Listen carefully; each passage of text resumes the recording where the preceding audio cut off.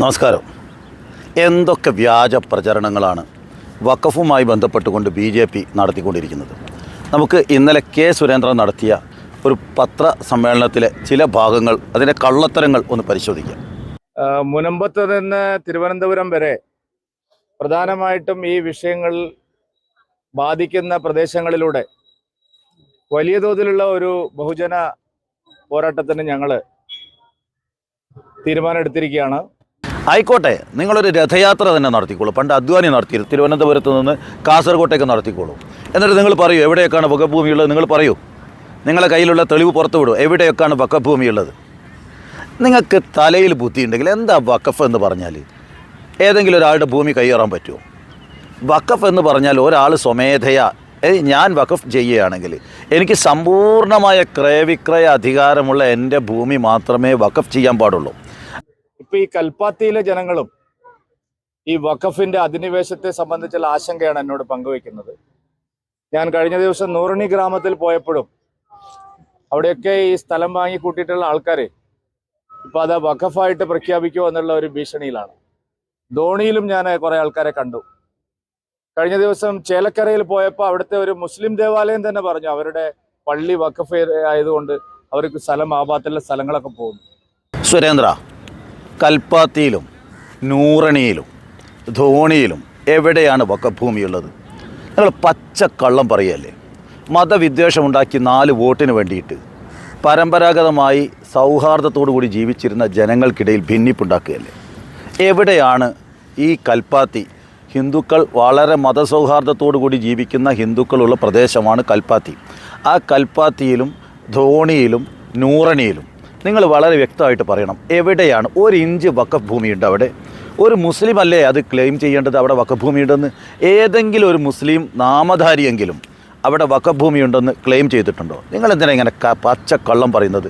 നിങ്ങൾ പറയൂ എവിടെയാണ്, ഏത് സർവേ നമ്പറിലാണ്, എവിടെയാണ് വഖഫ് ഭൂമിയുള്ളത്? എന്നിട്ട് സർക്കാരിനോട് പറയുക ഉണ്ടോ ഇല്ലോ എന്ന് പറയണോ? സർക്കാർ പറഞ്ഞല്ലോ. കഴിഞ്ഞ ദിവസവും കേരളത്തിൻ്റെ വഖഫ് മന്ത്രി തന്നെ പറഞ്ഞു പാലക്കാട്ട് വഖഫ് ഭൂമിയില്ല. ഇനി ആരാ നിങ്ങൾക്ക് പറയേണ്ടത്? അപ്പൊ ഇതൊരു വലിയ അശാസ്ത്രീയമായിട്ടുള്ള ഒരു അധിനിവേശമാണ്. വഖഫിന്റെ പേരിലുള്ള അധിനിവേശം കേരളത്തിൽ വ്യാപകമായിട്ടുള്ള അശാന്തി പടർത്തിരിക്കുക. അപ്പൊ അതിനെതിരെ സംസാരിക്കുന്നവരെ എല്ലാം കേസെടുത്ത് വായടപ്പിക്കാമെന്നാണ് സർക്കാർ വിചാരിക്കുന്നത്. അപ്പോൾ നിങ്ങൾ പച്ചക്കള്ളല്ലേ പ്രചരിപ്പിക്കുന്നത്? അങ്ങനെ ഒരു ഭൂമി ഒരാൾക്ക് വെറുതെ അങ്ങ് വഖഫ് ചെയ്യാൻ പറ്റുമോ? നിങ്ങൾ ഈ ഹിന്ദു ഭൂരിപക്ഷ പ്രദേശത്തൊക്കെ എന്താ പ്രചരിപ്പിക്കുന്നത്? ഒരു മുസ്ലിം അതിൽ നടന്നു പോകുമ്പോൾ ഒരു ഭൂമി നോക്കി വഖഫ് ചെയ്താൽ അത് വഖഫാവുന്ന നിങ്ങൾ പ്രചരിപ്പിക്കുക. അങ്ങനെ വഖഫ് ചെയ്യാൻ പറ്റുമോ? അങ്ങനെ ഒരു സംഭവം കേരളത്തിൽ നടക്കും. എന്തൊരു വിഡ്ഢിത്താണ് നിങ്ങൾ പ്രചരിപ്പിക്കുന്നത്? അങ്ങനെ ഒരാൾക്ക് തോന്നുന്നത് പോലെ അങ്ങ് വഖഫ് ചെയ്യാൻ പറ്റുമോ? ഞാൻ ചോദിക്കുന്നത്, മുഖ്യമന്ത്രിയും പ്രതിപക്ഷ നേതാവും മുനമ്പത്തെ അവിടുത്തെ പിന്നെ കർഷകരോട്, പാവപ്പെട്ടവരോട് ഒപ്പമാണെങ്കിൽ, തദ്ദേശവാസികളോടൊപ്പം ആണെങ്കിൽ എന്തിനാണ് കേരള നിയമസഭ വഖഫിന് പരിഷ്കാരത്തിനെതിരായിട്ട് പ്രമേയം പാസാക്കിയത്? ആ പ്രമേയം പിൻവലിക്കാൻ നിങ്ങൾ തയ്യാറുണ്ടോ? എന്താ നിങ്ങൾ ഈ വഖഫിൻ്റെ അധിനിവേശം എന്നതുകൊണ്ട് ഉദ്ദേശിക്കുന്നത്? അങ്ങനെ അധിനിവേശം നടത്താൻ സാധിക്കും? വഖഫിൻ്റെ ഭൂമി മാത്രമേ എടുക്കാൻ സാധിക്കുള്ളൂ.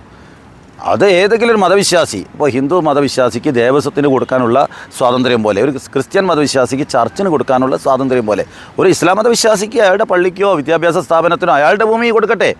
നിങ്ങൾ പുതിയ നിയമത്തിൽ പറയുന്നു സ്വന്തം ഭൂമി മാത്രമേ അതേ കൊടുക്കാൻ പറ്റുള്ളൂ. അല്ലെങ്കിലും ഈ പുതിയ നിയമത്തിൽ ഒന്നുമില്ല, വെറും ഒരു വാറോല മാത്രം. അതിൽ നിങ്ങൾ മുസ്ലിങ്ങളല്ലാത്തവർ ഉൾപ്പെടുത്തുന്നു. ആയിക്കോട്ടെ, നിങ്ങളതൊക്കെ ഉൾപ്പെടുത്തിയാലും അതിൽ 2 അമുസ്ലിം പ്രതിനിധികൾ ഉൾപ്പെടുത്തുമെന്ന് പറയുന്നു. അതിൽ 40-ാം വകുപ്പ് ഒഴിവാക്കി ട്രൈബ്യൂണൽ ഇല്ലാതെ ആയിക്കോട്ടെ, അതൊക്കെ ചെയ്തോളൂ. ജില്ലാ കലക്ടറുടെ നേതൃത്വത്തിലോ ഇനി സിവിൽ കോടതിയുടെ പരിധിയിലോ ഒക്കെ വരട്ടെ. അതൊന്നും മുനമ്പം പരിഹരിക്കാൻ ഉപയോഗിക്കില്ല. നിങ്ങൾക്ക് മുനമ്പം പരിഹരിക്കാൻ അതിൽ എന്ത് വകുപ്പുണ്ട്? നിങ്ങളൊന്ന് പറയണം പച്ചക്ക്. ഇന്ന വകുപ്പ് ഉപയോഗിച്ച് ഇന്ന രൂപത്തിൽ അത് വൃത്തിയായിട്ട് പറയണം. മുനമ്പത്തെ മത്സ്യത്തൊഴിലാളികളുടെ പ്രശ്നം പരിഹരിക്കും, അതൊന്ന് പറയണം. നിങ്ങൾക്ക് സാധിക്കില്ല. അത് പരിഹരിക്കണമെങ്കിൽ ഇവിടുത്തെ മുസ്ലിം സംഘടനകൾ അതിനെ പിന്തുണയ്ക്കണം. ഇപ്പോൾ പറഞ്ഞതുപോലെ അവർ നേരെ നിൽക്കണം. ഫറൂഖ് കോളേജ് മാനേജ്മെൻറ്റ് നേരെ നിൽക്കണം. എന്നിട്ട് അവർ രജിസ്റ്റർ ചെയ്ത് പരിഹരിക്കണം. സംസ്ഥാന ഗവൺമെൻറ് അതിന് അംഗീകാരം കൊടുക്കണം. കോടതികളിലുള്ള കേസ് അവസാനിപ്പിക്കണം. അങ്ങനെ അത് ശാശ്വതമായി പരിഹരിക്കാൻ സാധിക്കുള്ളൂ. BJPക്കാരും പറയുന്നത് പോലെ പുതിയ നിയമത്തിലൂടെയൊന്നും അത് പരിഹരിക്കാൻ സാധിക്കില്ല. എങ്കിൽ നിങ്ങൾ പറയണം. വഖഫ് അല്ലെങ്കിൽ പരിഹരിക്കാൻ കഴിയുമോ? പറ്റില്ല. വഖഫ് ആണെങ്കിലും പരിഹരിക്കാൻ പറ്റില്ല, അല്ലെങ്കിലും ആ രൂപത്തിലും ശാശ്വതമായ പരിഹാരം എല്ലാവരും കൂടി ചേർന്നുകൊണ്ടാണ്. ക്രൈസ്തവ സഭാ മേലധ്യക്ഷന്മാർ മുഴുവൻ ചോദിച്ചു എന്താ നിങ്ങളുടെ നിലപാടെന്ന്. പിണറായി വിജയനോ VD സതീശനോ ആ കാര്യത്തിൽ പറയുന്നില്ല. ഇവിടെ മാധ്യമങ്ങളോട് പോലും അവർ പറയുന്നത് നിങ്ങൾ ഈ വഖഫിന്റെ പ്രശ്നം ഇവിടെ ചർച്ച ചെയ്യരുതെന്നാണ്.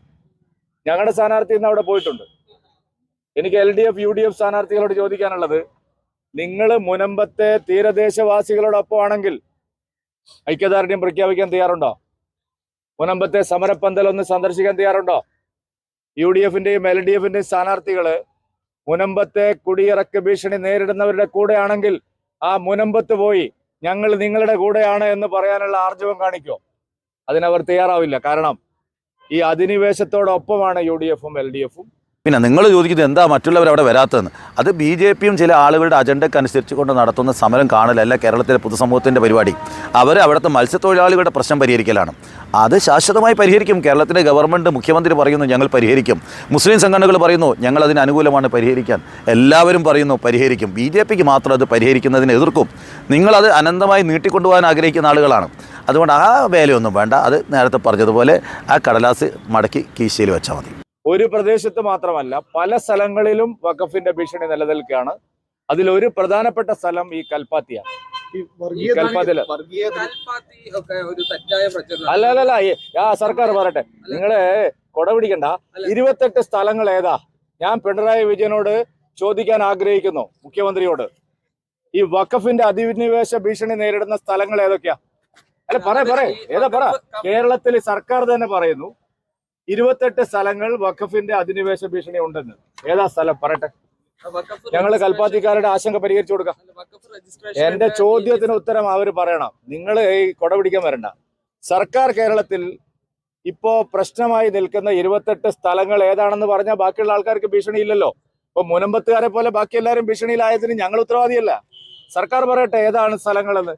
വഖഫിന്റെ ഭീഷണി നേരിടുന്ന സ്ഥലങ്ങൾ ഏതൊക്കെയാണ്? അതിനെന്താ മറുപടി പറയാത്തത്? നിങ്ങളെങ്ങനെ പറയുന്നത്? നിങ്ങളെങ്ങനെ ഏതാ 28 സ്ഥലം ഏതൊക്കെയാ? അല്ലല്ല, നിങ്ങളുടെ ഉദ്ദേശം എന്താണെന്ന് കൃത്യമായിട്ട് അറിയാം. അത് മടക്കി പോക്കറ്റിൽ വെച്ചാൽ മതി.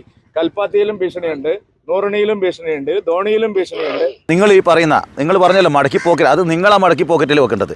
കള്ളത്തരം പറയുന്ന ഈ ഷീറ്റ് കേരളത്തിൽ ചിലവാവില്ല.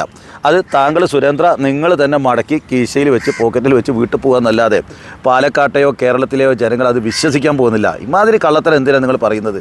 4 വോട്ടിന് വേണ്ടിയിട്ടും. ഇവിടെ നോക്കൂ, നിങ്ങൾ കേരളത്തിലെ ഏറ്റവും വലിയ ശിവക്ഷേത്രമായിട്ടുള്ള തളിപ്പറമ്പ് രാജരാജേശ്വര ക്ഷേത്രത്തിന്റെ പരിസരത്ത് വലിയ ഭീഷണി നേരിടുകയാണ്. നിങ്ങൾ എന്താ അതിനെപ്പറ്റി ഉണ്ടാത്തത്? പിന്നെ നിങ്ങൾ എന്തൊരു പച്ചക്കള്ളമാണ് പറയുന്നത്. തളിപ്പറമ്പ് രാജരാജേശ്വരി ക്ഷേത്രം, അതും അവിടുത്തെ മുസ്ലിം പള്ളിയായിട്ട് എത്ര വ്യത്യാസമുണ്ട്? പറമ്പിലെ ശിവക്ഷേത്രത്തിൻ്റെ ഭൂമി വഖഫ് ഭൂമിയായിട്ട് ഏറ്റെടുക്കും. എന്ത് അസംബന്ധമാണ്. ഈ തളിപ്പറമ്പിൽ പോയ ആളുകൾക്കറിയാം ഈ പള്ളിയും ക്ഷേത്രവുമായിട്ട് യാതൊരു ബന്ധവുമില്ല. വളരെ അകലെയാണ്. ഒരു തുണ്ട് ഭൂമി പോലും ആരും ക്ലെയിം ചെയ്തിട്ടില്ല. ഇപ്പോൾ തളിപ്പറമ്പിലെ മുസ്ലിം ജമാഅത്തോ അതിന് സമീപത്തുള്ള താമസിക്കുന്ന അല്ലെങ്കിൽ ആളുകളോ അല്ലെങ്കിൽ തളിപ്പറമ്പിൽ ഏതെങ്കിലും ന്യൂനപക്ഷ വിഭാഗത്തിൽപ്പെട്ട ആൾ ശിവക്ഷേത്രത്തിൻ്റെ ഭൂമിയോ അതിൻ്റെ സമീപത്ത് പോലും ഈ വഖഫ് ഭൂമി ഉണ്ടെന്ന് പറയുന്നില്ല. വഖഫ് ഭൂമിയുടെ 99% കൈവശം വെച്ചിരിക്കുന്നത് മുസ്ലിങ്ങൾ തന്നെയാണ്. ഈ പള്ളിയുടെ നേരത്തെ ഉണ്ടായിരുന്ന മുത്തവല്ലിമാരും പള്ളിയുടെ ഭരണകൂടവും അവരുടെ ബന്ധുക്കൾക്കും സുഹൃത്തുക്കൾക്കും അവരുടെ ശിങ്കടികളായ ആളുകൾക്ക് തുച്ഛമായ വിലക്ക് പാട്ടത്തിനും ലീസിനും കൈമറിഞ്ഞും കൊടുത്ത ഭൂമിയാണ്. ഒരു 5 ഏക്കർ ഞാൻ മനസ്സിലാക്കിയിടത്തോളം ഈ കൊല്ലത്തുനിന്നുള്ള ഒരു അണ്ടി കമ്പനിക്ക് പാട്ടത്തിന് കൊടുത്തത് അവരിൽ നിന്ന് തെറ്റായിട്ട് വാങ്ങിയ കുറച്ച് ആളുകളുണ്ട്. അത് ഇതര മതസ്ഥരുണ്ട് അവിടെ. അവർ ഇപ്പോൾ ഒരു കമ്മിറ്റി ഉണ്ടാക്കിയെന്ന് പറയുന്നു. തെറ്റായിട്ട് വാങ്ങിയതാണ്. പക്ഷെ അതും അവർ വഞ്ചിക്കപ്പെട്ടതാണെങ്കിൽ അവരുടെ പ്രശ്നം അഡ്രസ്സ് ചെയ്യണം. ഗവൺമെൻറ്റാണ് അഡ്രസ്സ് ചെയ്യേണ്ടത്. അല്ലാതെ BJP അവിടെ പോയിട്ട് കുറേ പ്രശ്നം ഉണ്ടാക്കിയോണ്ടൊന്നും കാര്യമില്ല. വഖഫ് ഭൂമി അവിടെയുള്ളത് കൈവശം വെച്ചിരിക്കുന്നത് സമ്പന്നരും ധനാഢ്യരുമായ മുസ്ലിം പ്രമാണിമാരാണ്. അവർ തെറ്റായിട്ട് അറിഞ്ഞുകൊണ്ട് കൈവശം വെച്ചിരിക്കുകയാണ്. അത് പിടിക്കേണ്ടി വരും. ഇപ്പോൾ തളിപ്പറമ്പ് പട്ടണത്തിൽ 30,000 രൂപ വരുമാനം കിട്ടുന്ന കടകളൊക്കെ തന്നെ 1000 രൂപക്കൊക്കെ എടുത്തിട്ട് മറ്റുള്ളവർക്ക് 25,000 മറ്റും മേൽവാടക കൊടുത്ത വഖഫ് ഭൂമി അവിടെയുണ്ട്. അപ്പോൾ അതിലെയൊക്കെ കള്ളത്തരങ്ങൾ പുറത്തു കൊണ്ടുവരേണ്ടി വരും. അതിന് BJP അല്ല ആര് വിചാരിച്ചാലും നിയമപോരാട്ടം നടത്തേണ്ട ആളുകൾക്ക് എന്നെ പോലെയുള്ള ആളുകൾ പിന്തുണ കൊടുക്കും. കാരണം എന്താണെന്ന് വെച്ചാൽ സമ്പന്നർ ഇത് പെടുത്തിയിട്ടുണ്ടെങ്കിൽ സമ്പന്നരായ ആളുകൾ തെറ്റായി കൈവശപ്പെടുത്തിയിട്ടുണ്ടെങ്കിൽ അത് പരിഹരിക്കപ്പെടണം. നിങ്ങളിവിടെ ഹിന്ദു സമുദായത്തിൻ്റെ ഇടയിലും ക്രിസ്ത്യാനികൾക്കിടയിലും ഭയം കോരിയിടാൻ ശ്രമിക്കുകയാണ്. അവർക്കിടയിൽ അരാജകത്വം കോരിയിടാൻ ശ്രമിക്കുകയാണ്. എല്ലാം നിങ്ങളിപ്പോൾ പ്രചരിപ്പിക്കുന്നത് എന്താണ്? ഞാനിതിൽ പോകുമ്പോൾ ഒരു ഭൂമി ചൂണ്ടിക്കാട്ടി അത് വഖഫ എന്ന് പറയാൻ നേരം വെളുത്താൽ വഖഫ എന്ന് പറയാം. ആവോ? പൊട്ടത്തരം പറയരുത്, വിട്ടിത്തരം പറയരുത്. ഇമാതിരി കള്ളത്തരം പറഞ്ഞുകൊണ്ടല്ല പാർട്ടി വളർത്തേണ്ടത്. സത്യം പറയണം, കേരളത്തിൽ എവിടെയും ഇത്തരത്തിലുള്ളൊരു പ്രശ്നം വരുന്നില്ല. മുനമ്പത്തിൻ്റെത് പ്രത്യേക പ്രശ്നമാണ്. വഖഫ് ഭൂമിയിൽ നേരത്തെ ഉണ്ടായിരുന്ന 25ഓളം കുടുംബങ്ങളുണ്ട്. ഒന്നാമതായി അവരുടെ പ്രശ്നമാണ് പരിഹരിക്കപ്പെടേണ്ടത്. അവർ തീര് കൊടുത്ത ആളുകളുടെ പ്രശ്നമാണ് പരിഹരിക്കപ്പെടേണ്ടത്. അത് കഴിഞ്ഞ് വഖഫ് ആ ഭൂമിയിൽ ഫറൂഖ് കോളേജ് തീര് കൊടുത്ത ആളുകളുണ്ട്. അവരുടെ പ്രശ്നം ശാശ്വതമായി പരിഹരിക്കപ്പെടണം. അനധികൃത കയ്യേറ്റക്കാരുണ്ടെങ്കിൽ അത് സർക്കാർ കണ്ടെത്തുകയും വേണം. അനധികൃത കയ്യേറ്റക്കാർ ഇതിൻ്റെ മറവിൽ കയറിയ വലിയ സമ്പന്ന ലോബിയും കയറിയിട്ടുണ്ടാവും. അവരെ ഈ സർക്കാർ കണ്ടെത്തണം. ശാശ്വതമായി കേരളത്തിലെ ജനങ്ങൾക്ക് ഒന്നേ പറയാനുള്ളൂ, യഥാർത്ഥ മത്സ്യത്തൊഴിലാളി അവിടെയുള്ള മുനമ്പത്തുള്ള പാവപ്പെട്ട, കാരണം അവൻ്റെ ഭൂമി ഇന്ന് കിട്ടും, നാളെ പോകും. ഇന്ന് കടലെടുക്കും, നാളെ വീണ്ടും തിരിച്ചു വരും. അവൻ്റെ ഭൂമിയാണ് കൊടുക്കേണ്ടത്. അതിനാണ് മുന്തിയ പരിഗണന കൊടുക്കേണ്ടത്. കാരണം അവന് ഇന്ന് കടലെടുത്ത് പോയാൽ തൊട്ടടുത്തുള്ള ഭൂമിയിൽ അവനൊരു മറ വെച്ച് കെട്ടും, അല്ലെങ്കിൽ ഒരു ചെറിയ വീട് വെച്ച് കെട്ടും. അവനെയാണ് ഗവൺമെൻറ് അഡ്രസ്സ് ചെയ്യേണ്ടത്, അല്ലാതെ വൻകിടക്കാരെയല്ല. അവനെ സംരക്ഷിക്കണം. അത് കേരളത്തിൽ ഒറ്റക്കെട്ടായി ജനങ്ങൾ പറയുന്നു. അല്ലാതെ ഇങ്ങനെ മതവിദ്വേഷം ഉണ്ടാക്കാൻ വേണ്ടി ഈ വിഷയത്തെ ഉപയോഗപ്പെടുത്തരുത്. അതുപോലെ തന്നെയല്ലേ കൽപ്പാത്തി. അതുകൊണ്ടാ ഇല്ല, ആ സ്ഥലം ഏതാണെന്ന് സർക്കാർ ഇതുവരെ വെളിപ്പെടുത്തുന്നില്ലല്ലോ. നിങ്ങൾ ഏതെങ്കിലും ചാനലിൽ വന്നോ? ഏതാ സ്ഥലം നിങ്ങൾ വെളിപ്പെടുത്ത്. ഇതൊരു വർഗീയ ധ്രുവീകരണത്തിനാണ് ശ്രമിക്കുന്നത്. LDF-ഉം UDF-ഉം ആണ്. കാരണം കേരളത്തിലെ എല്ലാ ക്രൈസ്തവ സഭകളും കേരളത്തിലെ ഭൂരിപക്ഷം ജനങ്ങളും ആവശ്യപ്പെടുന്ന ഒരു വിഷയത്തിൽ അവരെ കൂടെ നിൽക്കാതെ കേരളത്തിന്റെ ആവശ്യമാണ് എന്ന് പറഞ്ഞുകൊണ്ട് നിങ്ങൾ എന്തിനാണ് നിയമസഭയിൽ പ്രമേയം പാസ്സാക്കിയത്? സാർ, ഞങ്ങൾ നിങ്ങളെപ്പോലെ മതം നോക്കിയല്ല നിലപാട്, മനുഷ്യനെ നോക്കിയിട്ടാണ്. പാവപ്പെട്ട മത്സ്യത്തൊഴിലാളികളാണ് ഞങ്ങളുടെ കക്ഷി. അവന് വീട് കൊടുക്കണം, അവൻ്റെ ഭൂമി തിരികെ കൊടുക്കണം, അവനെ സുരക്ഷിതനാക്കണം. അതാണ് ഞാൻ. അല്ലാതെ ക്രിസ്ത്യാനിയെ നോക്കണം, മുസ്ലിമിനെ നോക്കണം, ഹിന്ദുവിനെ നോക്കണം, അതല്ല സാർ കേരളത്തിൻ്റെ പ്രശ്നം. ജനങ്ങളാണ്, മനുഷ്യരാണ്. പാവപ്പെട്ട മത്സ്യത്തൊഴിലാളി പോയാൽ തിരിച്ചു വരുമെന്ന് ഒരു ഉറപ്പുമില്ലാതെ ജീവൻ പണയം വെച്ചുകൊണ്ട് കടലിൽ പോയി ഉപജീവനം നടത്തുന്ന മത്സ്യത്തൊഴിലാളി അവൻ്റെ ജാതിയുടെയും മതത്തിൻ്റെയും പേരിലല്ല കാണേണ്ടത്. ആ പാവപ്പെട്ട ജനവിഭാഗം നേരം വെളുത്താൽ വീട് അവിടെ ഉണ്ടാകുമോ എന്ന് ഒരു ഉറപ്പുമില്ലാത്ത, തിരമാല എപ്പോഴാണ് വീടുമായിട്ട് പോവുക എന്നറിയാത്ത ആ പാവപ്പെട്ട ജനവിഭാഗത്തെയാണ് സാർ ഞങ്ങൾ കാണുന്നത്. ഞങ്ങൾ മനുഷ്യനെയാണ് കാണുന്നത്. നിങ്ങളെപ്പോലെ ക്രിസ്ത്യൻ സഭയോ മുസ്ലിം സമുദായമോ ഹിന്ദു സമുദായമോ അല്ല സാർ ഞങ്ങൾ കാണുന്നത്. ഇത്ര വൃത്തികെട്ട രൂപത്തിൽ രാഷ്ട്രീയം കളിക്കരുത്. ഇത് കേരളമാണ്. ഇത് തിരിച്ചറിയാനുള്ള ബുദ്ധി സാധാരണ മലയാളിക്കുണ്ട്. LDF-ഉം UDF-ഉം നിങ്ങൾ മഹാഭൂരിപക്ഷം ജനങ്ങളുടെ കൂടെയാണെങ്കിൽ ഞാൻ ചോദിക്കട്ടെ, ഇത്രയും കാലം കേരളത്തിലെ ക്രൈസ്തവ സഭകളെല്ലാം ഒരുമിച്ച് ഒരു സ്റ്റാൻഡ് എടുത്തിട്ടുണ്ടോ? എല്ലാവരും ഒറ്റക്കെട്ടാണ്. ക്രൈസ്തവ സമൂഹം ഒറ്റക്കെട്ടായി ഈ കാര്യത്തിൽ ഒരു നിലപാടെടുത്തു. നിങ്ങളൊരു സമുദായത്തിനെ ഒരു ഭാഗത്ത് എതിർക്കുന്നു. നിങ്ങൾ കേരളം വിട്ടാൽ ക്രിസ്ത്യൻ സമുദായത്തെ ഞെക്കിക്കൊല്ലും. കേരളത്തിൽ നക്കിക്കൊല്ലാൻ ശ്രമിക്കുകയാണ്. നിങ്ങൾ ഉത്തർപ്രദേശിലുള്ള എത്ര ചർച്ചുകളാണ് തകർത്തുകൊണ്ടിരിക്കുന്നത്? എത്ര പാവപ്പെട്ട പാതിരിമാരെയാണ് നിങ്ങൾ അടിച്ചോടിച്ചത്? എത്ര ആളുകളെ തല്ലിക്കൊന്നു? എത്ര ആളുകളെ ഭീകരമായി മണിപ്പൂരിൽ കൊലപാതകത്തിന് വിധേയമാക്കി കലാപം ഉണ്ടാക്കി? നിങ്ങൾ സംരക്ഷണം കൊടുത്തോ? നിങ്ങളൊരു പ്രസ്താവന നടത്തൂ. കേരളത്തിന് പുറത്തുള്ള മംഗലാപുരം തൊട്ട് ജമ്മു കാശ്മീർ വരെയുള്ള പ്രദേശങ്ങളിലെ വിവിധ, അതേപോലെ തന്നെ ഗുജറാത്ത് മുതൽ നാഗാലാൻഡ് വരെയുള്ള ഇന്ത്യയിലെ വിവിധ സംസ്ഥാനങ്ങളിൽ ക്രിസ്ത്യൻ സമുദായവും അതിലെ പാതിരിമാരും അതിലെ പ്രവർത്തകന്മാരും മതവിശ്വാസികളും ക്രൂരമായി പീഡിപ്പിക്കപ്പെടുന്നു സംഘപരിവാറിനാൽ. അവർക്ക് സംരക്ഷണം കൊടുക്കാനും നിങ്ങൾ പ്രസ്താവന നടത്തുന്നേ. നിങ്ങൾ ഈ മുനമ്പ് ഒരു ചെറിയ പ്രദേശമല്ലേ? എത്രയോ സംസ്ഥാനങ്ങളിൽ ക്രിസ്ത്യൻ സമുദായത്തിനെതിരെ സംഘപരിവാറിൻ്റെ അക്രമം നടക്കുന്നു. അതിനെതിരെ ഒരു പ്രസ്താവന നടത്തൂ. അത് മാത്രം ഒഴിവാക്കി പോകില്ല. അവർക്ക് സംരക്ഷണം വേണ്ടേ? കേരളത്തിലെ ക്രിസ്ത്യാനി മാത്രം സുരക്ഷിതനായ മതിയോ? മറ്റ് സംസ്ഥാനങ്ങളിലുള്ള ക്രിസ്ത്യാനിയും സുരക്ഷിതനാവേണ്ട, അവന് വേണ്ടി ഒരു പ്രസ്താവന നടത്തുന്നേ.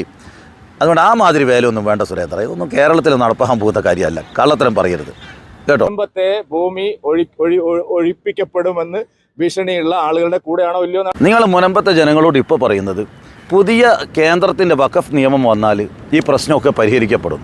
എങ്ങനെയാണ് പരിഹരിക്കപ്പെടും നിങ്ങൾ പറയുന്നത്? എങ്ങനെയാണ് പരിഹരിക്കപ്പെടുക? പുതിയ വഖഫ് നിയമം വന്നാൽ മുനമ്പത്തെ പ്രശ്നം പരിഹരിക്കപ്പെടുമോ? മുനമ്പത്തെ പ്രശ്നം വഖഫ് ഭൂമി ആണെങ്കിലല്ലേ വഖഫ് നിയമം ബാധകമുള്ളൂ?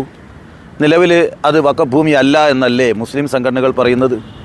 പ്രധാനപ്പെട്ട ആളുകളൊക്കെ തന്നെ നിയമപണ്ഡിതന്മാരിൽ വലിയൊരു വിഭാഗവും പറയുന്നത് വഖഫ് ഭൂമി അല്ല എന്നാണ്. ഇനി വഖഫ് ഭൂമി ആണെന്ന് വെക്കുക.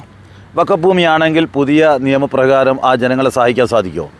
സാധിക്കില്ല. കാരണം വഖഫ് ഭൂമിയാണെങ്കിൽ പിന്നെ അതിൻ്റെ നിയമവും നൂലാമാലയായിട്ട് ആയിക്കോട്ടെ. അതിൻ്റെ നിങ്ങൾ പറയുന്നു ജില്ലാ ചെയർമാൻ, കലക്ടറാണ്, മുസ്ലിം അല്ലാത്ത 2 പ്രതിനിധികളുണ്ടാവും. എന്നിട്ട് അവർ പറയുകയാണ് ഇത് വഖഫ് ഭൂമി അല്ല. പ്രശ്നം പരിഹരിക്കുമോ? ഈ സിദ്ദിഖ് സേട്ട് രജിസ്റ്റർ ചെയ്ത് കൊടുത്ത ഭൂമി, ആ ഭൂമി സാധാരണ ഡീഡാണ്, അല്ലെങ്കിൽ ഒരു ആധാരമായിട്ട് രജിസ്റ്റർ ചെയ്തതാണെങ്കിൽ അത് നിങ്ങൾക്ക് തോന്നിയതുപോലെ പിടിച്ചെടുത്ത് കൊടുക്കാൻ സാധിക്കുമോ? പുതിയ നിയമപ്രകാരം വഖഫ് ബോർഡ് പുതിയ നിങ്ങൾ പറയുന്ന 2024 വഖഫ് ബോർഡ് നിലവിൽ വന്നാൽ അവർ പറയുന്നത് ഇത് വഖഫ് ഭൂമിയല്ല, അത് നിങ്ങൾക്ക് എടുത്തു കൊടുക്കാൻ കഴിയുമോ? സാധിക്കില്ല. അപ്പോൾ ഈ ഭൂമി വഖഫ് അല്ല. അപ്പോൾ ഈ സിദ്ദിഖ് സെട്ട് ഫറൂഖ് കോളേജിന് രജിസ്റ്റർ ചെയ്ത ഭൂമിയാണ്. ആ ഭൂമി എടുത്തിട്ട് സ്വമേധയാ എടുത്ത് കൈമാറ്റം ചെയ്യാൻ സാധിക്കുമോ? സാധിക്കില്ല. അപ്പോൾ എന്ത് വേണം? ഇതിൻ്റെ നിലവിലുള്ള ഉടമസ്ഥാവകാശമുള്ളത്, ക്രയവിക്രയ അധികാരമുള്ളത് ഫാറൂഖ് കോളേജിനാണ്. അപ്പോൾ ഫാറൂഖ് കോളേജ് രജിസ്റ്റർ ചെയ്ത് കൊടുത്താലേ ഭൂമി സമ്പൂർണ്ണമായിട്ട് ഈ ജനങ്ങളുടേതാവുള്ളൂ. അപ്പോൾ കേരളത്തിലെ എല്ലാ ജനങ്ങളും പറയുന്നത് ജാതി മത ഭേദമന്യേ പറയുന്നു, ഇത് വഖഫ് ഭൂമിയല്ല, ഈ പാവപ്പെട്ട മത്സ്യത്തൊഴിലാളികൾക്ക് കൊടുക്കണം. നിങ്ങളുടെ ലക്ഷ്യം എന്താണ്? ഇതൊരിക്കലും മത്സ്യത്തൊഴിലാളികൾക്ക് കിട്ടരുതെന്ന് ആഗ്രഹിക്കുന്ന കേരളത്തിലെ ഏറ്റവും വലിയ സംവിധാനം BJPയും സംഘപരിവാറുമാണ്. അതേപോലെ കാസയാണ്, ഇതുപോലെയുള്ള സംഘടനകളാണ്. അവരുടെ ലക്ഷ്യം എന്താണ്? ഇത് കത്തി നിൽക്കണം.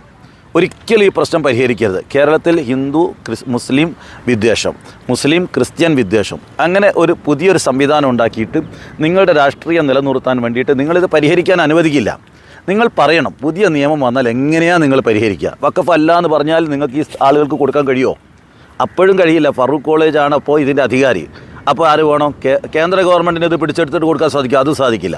അപ്പോൾ സംസ്ഥാന ഗവൺമെൻറ്റിനെ ഇത് പരിഹരിക്കാൻ സാധിക്കുള്ളൂ. സംസ്ഥാന ഗവൺമെൻറ് ഈ ഭൂമി വഖഫ് അല്ല എന്ന് നിയമപരമായി സ്ഥാപിച്ച് ഇതിൻ്റെ കേസ് കൊടുത്തവരെ കൊണ്ടൊക്കെ പിൻവലിപ്പിച്ച് എന്നിട്ട് ആ ഭൂമി ഫറൂഖ് കോളേജിനെ കൊണ്ട് ഇനി അവിടെയുള്ള കുടകിടപ്പുള്ള അവിടെ താമസിക്കുന്ന പാവപ്പെട്ട മത്സ്യത്തൊഴിലാളികൾ, യഥാർത്ഥ അവകാശികൾക്ക് അത് രജിസ്റ്റർ ചെയ്ത് കൊടുക്കണം. ഇതിൻ്റെ മറവിൽ കയ്യേറിയ കുറേ ആളുകളുണ്ട്. ഈ ഭൂമി കയ്യേറിയ ആളുകളുണ്ട്. അതും സർക്കാർ കണ്ടെത്തണം. അതും കണ്ടെത്തിയേ പറ്റുള്ളൂ. ഇപ്പോൾ ഈ മതവിദ്വേഷം പ്രചരിപ്പിക്കുന്ന ആളുകൾ അവിടെ കരുതിക്കൂട്ടി ഈ ഭൂമിയിൽ കയ്യേറി താമസിക്കുന്ന സമ്പന്നരായ ആളുകളുണ്ട്. അപ്പോൾ അതും പരിഹരിക്കപ്പെടേണ്ടതുണ്ട്. ഇതൊക്കെ പരിശോധിക്കപ്പെടേണ്ടതുണ്ട്.